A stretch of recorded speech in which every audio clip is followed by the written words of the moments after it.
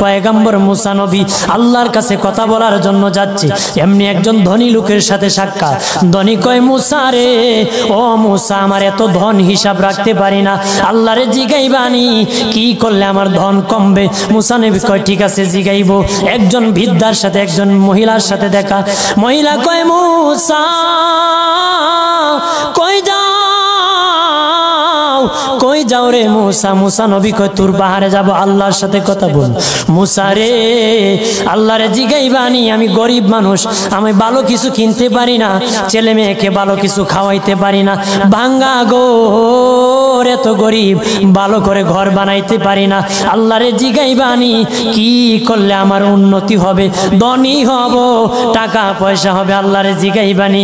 আল্লাহ মুসা নবী কয়, ঠিক আছে, আল্লাহরে জিগাইব, তুমি কেমনে ধনী হইবা?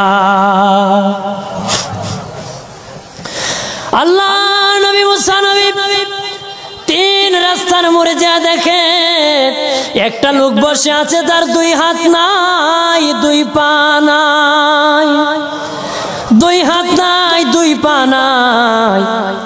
ওই লোক ডাক দিয়া কয়, মুসা রে, জীবনে কোনোদিন নিজে হাঁটতে পারি নাই, নিজ হাতে খেতে পারি নাই, কেউ খাওয়াইলে খাই, নতুবা উপবাস থাকি, বৃষ্টি আসলে ভিজি, সেখানে আমি আবার শুকাই।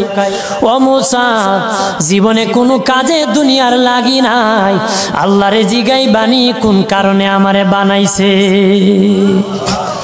আল্লাহ কয়, জিগাই মনে। মুসা নবী কয়, আল্লাহরে তোর পাহাড়ে মুসা নবী, মুসা ছিল কালিমুল্লাহ, কথা বলার প্রেম ছিল, কথা বলতো, কথা বলার প্রেম ছিল, কথা বলতে বলতে শেষ দিকে আল্লাহ গো, আসার সময় তিনটা লোক আমার কাছে প্রশ্ন করেছে। একজন লোক হলো ধনী, কিভাবে তার ধন কমবে গো? আল্লাহ বলেন, মুসা রে, তারে জানায়া দাও, যাকাত দেওয়া যেন বন্ধ করে দে, শুকরিয়া আদায় করা যেন বন্ধ করে দে, তাহলে আমি প্রভু আল্লাহ সুবহানাহু ওয়া তাআলা তার ধন কমায়া দিব। যদি শুকরিয়া আদায় বন্ধ করে তাহলে ধন আমি কমাই। এরপরে মুসা নবী বলে, ও মালিক, আল্লাহ একজন মহিলা বলেছে তার গরিব মানুষ, গরিবী হালত যায় না, যত ইনকাম করে তার একটা ভাঙ্গা ঘর, ভালো ঘর বানাইতে পারে না গো। ও প্রভু, কি করলে তার ঘর উন্নতি হবে, তার অবনতির থেকে উন্নতি হবে? আল্লাহ বলেন, মুসা রে, মহিলারে জানিয়ে দিও, তারে আমি যা দিয়েছি তার উপর যেন সে শুকরিয়া আদায় করে। মুসা নবী বলে, মালিক, তিন রাস্তার মোড়ে গো আল্লাহ, একটা লোক তুমিও দেখতেছো যার হাত নাই, পা নাই। কত মানুষ হাত নাই গো, কত মানুষের পা নাই রে। আল্লাহ কত সুন্দর হাত পা দিয়েছে, কত সুন্দর জবান দিছে, শ্বাস দিতেছে আর নিতেছে। আইসিইউ লাইফ সাপোর্টে যদি একদিন তাকে 50-60 হাজার টাকা লাগে রে। 80 বছর, 100 বছর, 40 বছর, 25 বছর আল্লাহ হায়াত দিল রে। বলো রে শাস্তাগঞ্জের সুন্নি জনতা, আল্লাহরে জীবনে কয় টাকা তোমরা দিছো?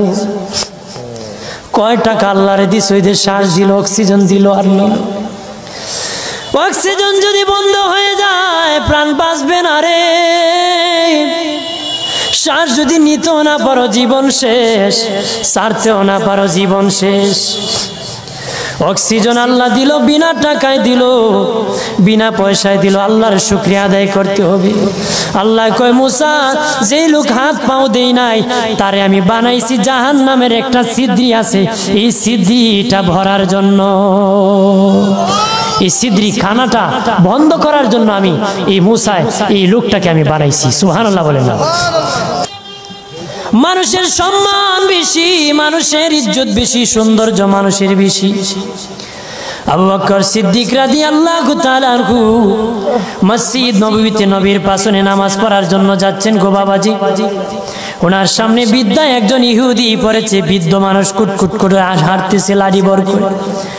উনি দেখলেন যদি এই বিদ্যার পিছনে হাঁটেন মসজিদ নববীতে নবীর পিছনে জামাত নামাজ পাবেন না, আর যদি ধাক্কা দিয়ে চলে যান মুরব্বির সাথে বেয়াদবি হবে। আবু বকর সিদ্দিক রাদিয়াল্লাহু তাআলা আনহু আদব দেখাইয়া মুরব্বির পিছনে আস্তে আস্তে আস্তে আস্তে হাঁটতেছে।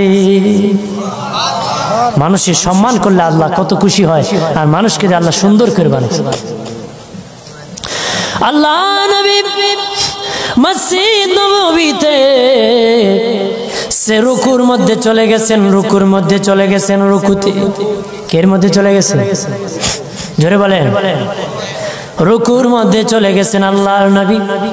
আমার আল্লাহ জিবরিল আমিন পাঠাইয়া নবীকে সংবাদ জানায় দিলেন, ও নবী, আপনার আবু বকর সিদ্দিক আমার এক সৃষ্টি বিদ্যাকে সম্মান দেখাইতে আসতে দেরি হতেছে, আর সে আস্তে আস্তে আপনি রুকুর থেকে উঠে গেলে 1 রাকাত নামাজ পাবে না। নবী গো, রুকুর মধ্যে আপনি পড়ে থাকেন, আবু বকর সিদ্দিক যখন আগমন করবে তখন রুকু থেকে সোজা হয়ে দাঁড়াবেন। জোরে বলে আমার আল্লাহ বলেন, আবু বকর সিদ্দিক আমার সৃষ্টি ইহুদি হোক সম্মান দেখাইছি, ইজ্জত করেছে রে, আমি আল্লাহ আবু বকরকে সম্মান দেখাতে জামাতটা তার জন্য রেডি রেখে দিয়েছি। আব্দুল্লাহ ইবনে আব্বাস নবীজির রওজা দেখে বলেন, পৃথিবীর মানুষ শুনে নাও, এই রওজাওয়ালার জবান থেকে আমি শুনেছি রে, এই রওজাওয়ালার জবান থেকে আমি শুনেছি, রওজাওয়ালার জবান থেকে শুনেছি। নবী বলেছেন, কোন বৃদ্ধ মানুষ যদি একটা গাঁটি নিয়ে দেয়, কেউ এগিয়ে দেয়, লাঠি পরে যদি উঠাইয়া দেয়, বৃদ্ধ মানুষ হাঁটতে পারে না, ধরিয়া ধরিয়া বাড়ি পর্যন্ত পৌঁছায়া দেয়। আব্দুল্লাহ ইবনে আব্বাস বলেন, এই নবীর রওজাওয়ালার জবান থেকে, আমার নবীর জবান থেকে শুনেছি। নবী বলেছেন, আমার মসজিদে নববীতে যদি কেউ 10 বছর ইতিকাফ করে একজন বৃদ্ধার লাঠি উঠাই দিলে 10 বছর ইতিকাফ করার সওয়াব আমল নামায় পাবে। হাত পাওয়ার শুকরিয়া আদায় করুন, ধনের শুকরিয়া আদায় করুন। রাজি আছেন তো? ধনী থাকলে ধনের শুকরিয়া আদায় করো, গরিব হলে গরিবী হালতের শুকরিয়া আদায় করো। হাত পাও যদি না দেয়, হাত পাও না দিলে শুকরিয়া আদায় করো।